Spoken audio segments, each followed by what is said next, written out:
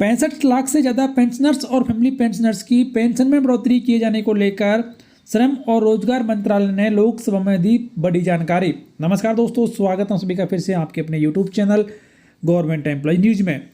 दोस्तों, आज 16 दिसंबर 2024 को एम्प्लॉयज पेंशन स्कीम 1995 के संबंध में श्रम और रोजगार मंत्रालय के द्वारा लोकसभा में एक महत्वपूर्ण जानकारी दी गई है। जानकारी के बारे में आपको बताया जाएगा, तो बने रहें इस वीडियो के लास्ट तक। तो पहले जान लेते हैं कि क्या सवाल पूछे गए थे। तो श्री दरोगा प्रसाद सरोज और श्री संजय हरिभाऊ जाधव जी के द्वारा सवाल पूछे गए थे कि क्या श्रम और रोजगार मंत्री यह बताने की कृपा करेंगे कि ईपीएस 95 पेंशन भोगियों को पेंशन देने की नीति और मानदंड क्या है और क्या इन्हें संशोधित करने का कोई निर्णय लिया गया है। क्या सरकार द्वारा देश में ईपीएस 95 पेंशन भोगियों के मामलों में की कोई जांच अथवा समीक्षा की गई है। यदि हाँ, तो इससे जुड़ी हुई जानकारी क्या है और ऐसे कुल कितने मामले हैं। अगला सवाल था कि ईपीएस 95 पेंशन भोगियों को संशोधित पेंशन कब से जारी करने की संभावना है और देश के सभी राज्यों विशेषकर महाराष्ट्र और उत्तर प्रदेश में इससे कितने पेंशन भोगियों के लाभान्वित होने की संभावना है और स्वास्थ्य सेवाओं के संदर्भ में संशोधित ईपीएस 95 योजना के लाभार्थियों को दिए जाने वाले अन्य लाभों का ब्यौरा क्या है। तो ये 5 महत्वपूर्ण सवाल पूछे गए थे। इन सवालों का जवाब जानने से पहले आप सभी से हमारा अनुरोध है कि यदि अभी तक आपने हमारा चैनल सब्सक्राइब नहीं किया है तो चैनल को सब्सक्राइब कर लें, जिससे हर एक लेटेस्ट अपडेट आप सबसे पहले देख पाएंगे।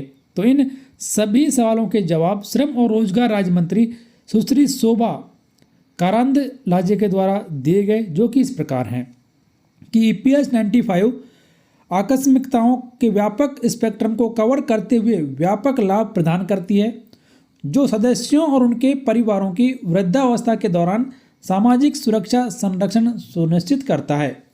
एक ईपीएस का सदस्य न्यूनतम मानदंडों को पूरा करने पर ईपीएस के तहत सेवानिवृत्ति के लिए पात्र हो जाता है, जिसमें इस प्रकार शर्तें हैं कि न्यूनतम 10 वर्ष की पात्र सेवा और 18 वर्ष की आयु होने पर 58